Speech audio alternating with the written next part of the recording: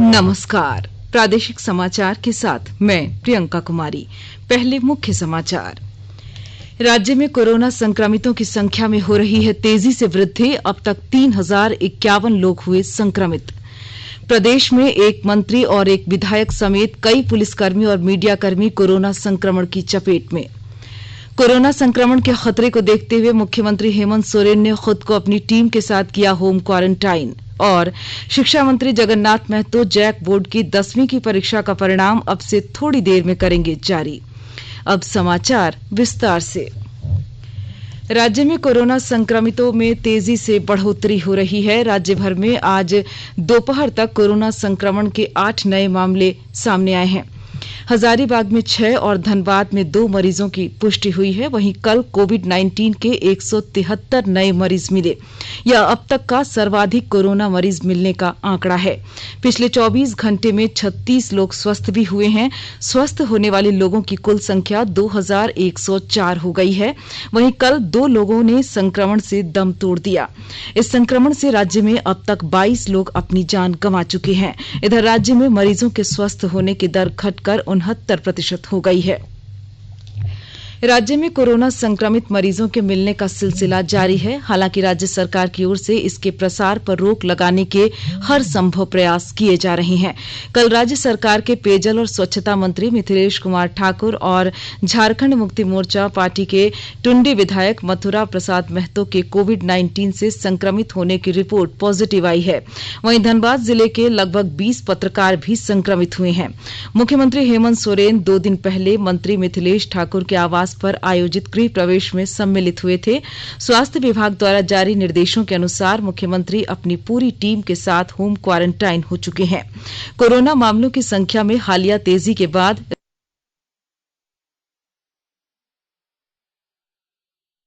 वर्तमान में स्वस्थ होने की दर घटकर 69% रह गई है। वहीं राज्य के कई पुलिसकर्मी, नर्स और पत्रकार भी कोरोना संक्रमण की चपेट में आ चुके हैं।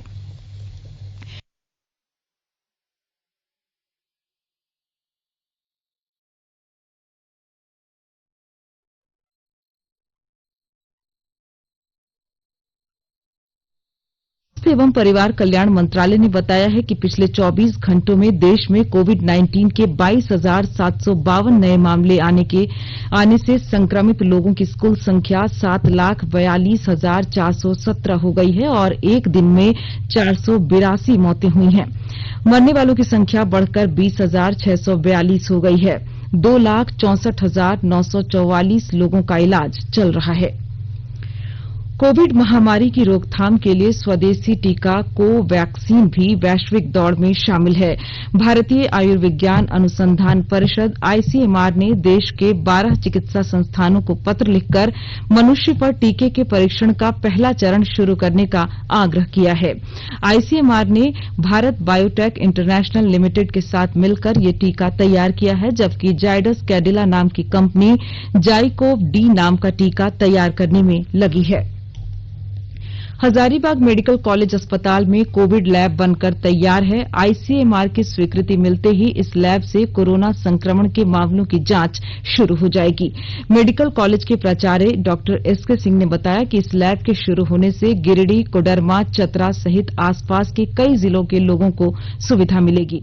उन्होंने यह भी कहा कि कोविड के साथ साथ अन्य माइक्रोबायोलॉजिकल डिजीज की जांच और इलाज के मामले में भी इस लैब के शुरू हो जाने से सुविधा मिलेगी।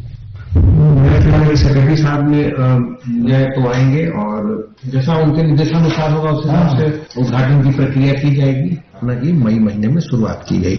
जो बन के अभी हजारीबाग में हमारे यहाँ बन के अभी तैयार है और इसमें सारे अत्याधुनिक बीएसएल लेवल 2 और 3 लेवल के इक्विपमेंट्स हैं और लैब करीब तैयार है। हम लोग टेस्ट रन भी हो चुका है, लेकिन कोई भी चीज प्रक्रिया शुरू करने के पहले आईसीएमआर जो हमारी गवर्निंग बॉडी है उसकी अप्रूवल जरूरी है। अप्रूवल के लिए हम लोगों ने सैटरडे को भेज दिया है, अंडर प्रोसेस है।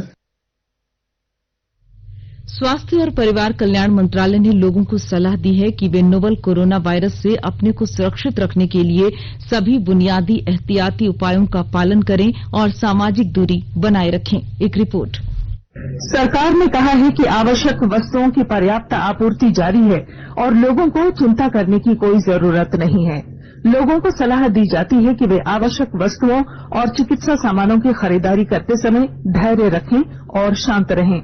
आवश्यक वस्तुओं को खरीदने के लिए बार बार बाहर निकलने से बचें।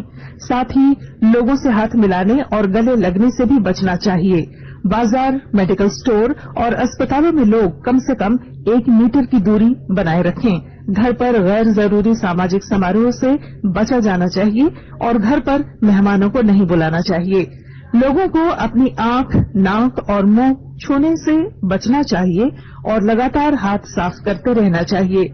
हाथ को दोनों तरफ से कम 20 सेकंड तक रगड़कर धोना चाहिए। यदि कोई व्यक्ति खांसी या बुखार से पीड़ित है तो वह दूसरों के संपर्क में आने से बचे और डॉक्टर से तुरंत परामर्श ले। स्वास्थ्य मंत्रालय ने कोरोना वायरस के बारे में जानकारी के लिए एक टोल फ्री नंबर 1075 जारी किया है।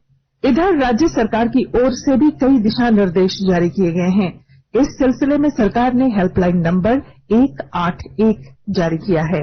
सरकार ने कहा है कि कोरोना वायरस से संदिग्ध तौर पर संक्रमित कोई व्यक्ति पाया जाता है तो इसकी सूचना 0651 जो रांची का कोड है और टेलीफोन नंबर 2261-000 तथा 2261-002 के अलावा फैक्स नंबर 2261-856 और मोबाइल नंबर 9955837428 पर दी जा सकती है।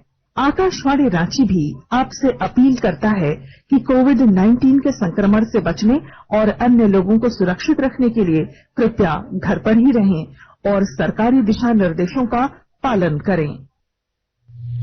आकाशवाणी के ताजा तरीन समाचारों के लिए आप हमारी वेबसाइट newsonair.com पर लॉग ऑन कर सकते हैं।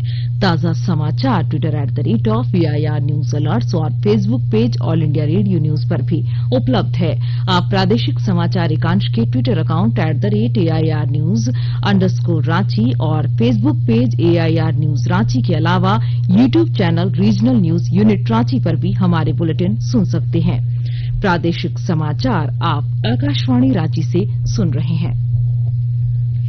प्रधानमंत्री रोजगार सृजन कार्यक्रम PMEGP का लाभ युवाओं को मिल रहा है। युवा बैंक से लोन लेकर स्वरोजगार अपना रहे हैं।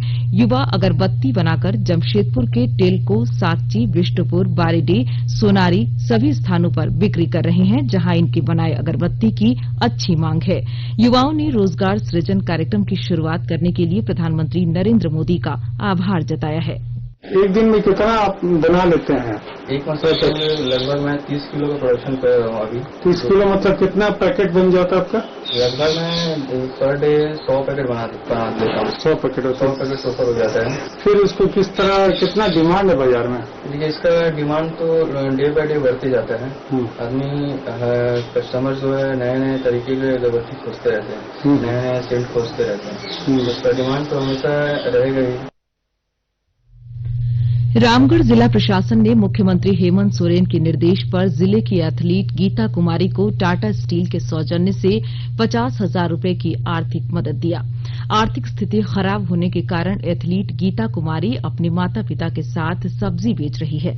आपको बता दें कि देश एवं राज्य स्तरीय प्रतियोगिता में एथलीट गीता ने 8 स्वर्ण पदक के साथ कई पदक हासिल की है। इस दौरान उपायुक्त संदीप सिंह ने एथलीट गीता कुमारी को शुभकामनाएं देते हुए कहा कि रामगढ़ जिला में कई प्रतिभावान एथलीट खिलाड़ी हैं जो देश का नाम रोशन करने में सक्षम हैं। जिला प्रशासन सभी को हर संभव मदद देगा।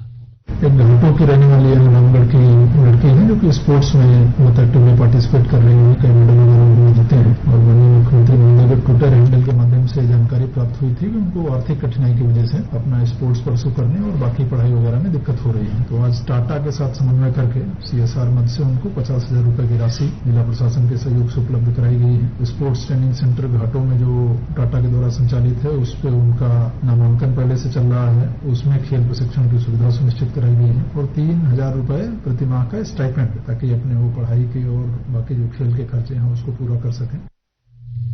प्रदेश कांग्रेस कमेटी का एक शिष्टमंडल मंगलवार को मुख्यमंत्री हेमंत सोरेन से मुलाकात कर राज्य में जमीन लूट तथा भ्रष्टाचार मामले की उच्च स्तरीय जांच कराने की मांग की। कांग्रेस नेताओं ने ट्रांसपोर्ट सिस्टम समेत अन्य व्यवसायी वर्ग को भी राहत देने की मांग की। उन्होंने कहा कि जनहित को देखते हुए पब्लिक ट्रांसपोर्ट के परिचालन की अनुमति दें। प्रतिदिन कमाकर खाने वाले छोटे छोटे दुकानदारों को सरकार राहत दे। आज सावन के तीसरे दिन भी दुमका जिले के विश्व प्रसिद्ध बाबा बासुकीनाथ की पूजा अर्चना हुई। मंदिर पुजारी सदाशिव पंडा ने सहयोगियों के साथ पूजन किया। इधर कोरोना संक्रमण के कारण बाबा के मंदिर परिसर में भक्तों के प्रवेश पर प्रतिबंध जारी है। झारखंड हाईकोर्ट के आदेश पर बाबा बासुकीनाथ की प्रातःकालीन, दिवाकालीन और सांध्य पूजन एवं आरती का प्रसारण सोशल मीडिया पर किया जा रहा है। उपायुक्त राजेश्वरी बी ने बताया कि बाबा बासुकीनाथ मंदिर न्यास समिति नाम से फेसबुक अकाउंट खोला गया है और इसके माध्यम से लोगों को बाबा पूजन का ऑनलाइन दर्शन कराया जा रहा है। श्रावणी मेला हर साल यहाँ आयोजन किया जाता है, परंतु इस साल कोरोना वायरस के संक्रमण की वजह से वहाँ पे आयोजन नहीं किया जा रहा है। परंतु राज्य सरकार और कोर्ट के आदेश के आलोक में हम लोग सोशल मीडिया में बाबा का दर्शन और उनका पूजा का लाइव टेलीकास्ट हम लोग कर रहे हैं। बाबा बासुकीनाथ न्यास परिषद के नाम से फेसबुक पेज खोला गया है। हम लोग यूट्यूब और अन्य माध्यम से भी ये पूजा और दर्शकों श्रद्धालु के फोनों में और उनके घरों तक हम लोग पहुंचा रहे हैं और उसका अच्छा फीडबैक भी आ रहा है। काफी लोग उसको देख पा रहे हैं सोशल मीडिया के अंदर। मौसम विभाग ने अगले 3 दिनों तक राज्य भर में हल्की से मध्यम बारिश का अनुमान लगाया है। इस दौरान वज्रपात की भी संभावना है। विभाग ने ब्लू अलर्ट जारी किया है। इधर पूरे राज्य में 1 जून से 6 जुलाई तक 248 मिलीमीटर बारिश हुई है, जो सामान्य तौर पर इस दौरान होने वाली बारिश से केवल 3% कम है। हालांकि राज्य के 9 जिलों में सामान्य से थोड़ी कम बारिश हुई है। इनमें देवघर, गुमला, साहिबगंज, पाकुड़, सरायकेला खरसावां, सिमडेगा, खूंटी, कोडरमा, गिरिडीह शामिल हैं। इधर समय पर मानसून के दस्तक देने और पिछले 1 माह में राज्य में हुई बारिश से इस साल खरीफ की अच्छी फसल के आसार हैं। पूरे राज्य में मुख्य फसल धान समेत अन्य फसलों की बुआई तेजी पकड़ने लगी है। कोरोना महामारी को देखते हुए central board of secondary education CBSE ने सत्र 2020-21 के लिए 9वीं से 12वीं कक्षा तक के सिलेबस में 30% की कमी कर दी है। देश भर के शिक्षाविदों से मिले सुझाव के आधार पर बोर्ड ने यह निर्णय लिया है। कल शाम बोर्ड ने ट्विटर पर इस संबंध में अधिसूचना भी जारी कर दी है। इसके तहत एनसीईआरटी से पढ़ाई करवाने वाले 22 राज्यों में यह लागू होगा। साथ ही पहली कक्षा से 8वीं तक एनसीईआरटी के वैकल्पिक शैक्षणिक कैलेंडर के अनुसार पढ़ाई जारी रहेगी। झारखंड अधिविद्य परिषद जैक बोर्ड की 10वीं की परीक्षा का परिणाम आज थोड़ी देर में जारी किया जाएगा। शिक्षा मंत्री जगन्नाथ महतो परीक्षा परिणाम को ऑनलाइन जारी करेंगे। जैक के अध्यक्ष डॉक्टर अरविंद प्रसाद सिंह के अनुसार 10वीं बोर्ड की परीक्षा में 4 लाख परीक्षार्थी शामिल हुए थे। परीक्षार्थी अपना परीक्षा परिणाम जैक की वेबसाइट पर देख सकेंगे। परिणाम जारी करने की सारी तैयारी पूरी कर ली गई है। मैट्रिक का रिजल्ट आमतौर पर मई महीने के दौरान जारी कर दिया जाता है। लॉकडाउन के कारण इस वर्ष परिणाम आने में विलंब हो गया। और अब संक्षिप्त खबरें। गोड्डा के पुड़ैयाहाट प्रखंड के द्रुपद पंचायत के हरला टीकर गांव के 1 वर्षीय व्यक्ति की नदी की तेज धार में बह जाने से मौत हो गई। मृतक शाम में हाट गया था। लौटने के क्रम में नदी के बहाव में फिसलकर गिर गया। गिरिडीह जिले में नगर निगम ने बख्शीडीह रोड में कल 2 प्रतिष्ठानों पर छापेमारी कर सैकड़ों किलो प्लास्टिक बैग जब्त किया। City manager Richard B Kandula ने बताया कि जिन प्रतिष्ठानों से प्लास्टिक बैग जब्त किया गया है उनसे फाइन भी वसूला जाएगा। खूंटी जिले में बढ़ती दुर्घटनाओं में कमी लाने के लिए वाहन चेकिंग अभियान चलाया जा रहा है। बुंडू अनुमंडल के विभिन्न इलाकों में ट्रिपल राइडिंग, बगैर हेलमेट और आवश्यक कागजात के बिना वाहन चलाने वालों के खिलाफ चालान काटा जा रहा है। अंत में मुख्य समाचार एक बार फिर। राज्य में कोरोना संक्रमितों की संख्या में हो रही है तेजी से वृद्धि। अब तक 3051 लोग हुए संक्रमित। प्रदेश में 1 मंत्री और 1 विधायक समेत कई पुलिसकर्मी और मीडियाकर्मी कोरोना संक्रमण की चपेट में। कोरोना संक्रमण के खतरे को देखते हुए मुख्यमंत्री हेमंत सोरेन ने खुद को अपनी टीम के साथ किया होम क्वारंटाइन। और शिक्षा मंत्री जगन्नाथ महतो जैक बोर्ड की 10वीं की परीक्षा का परिणाम अब से थोड़ी देर में करेंगे जारी। इसके साथ ही आकाशवाणी रांची से प्रादेशिक समाचार का ये बुलेटिन समाप्त हुआ। नमस्कार। घर में रहिए, सुरक्षित रहिए और सुनते रहिए आकाशवाणी।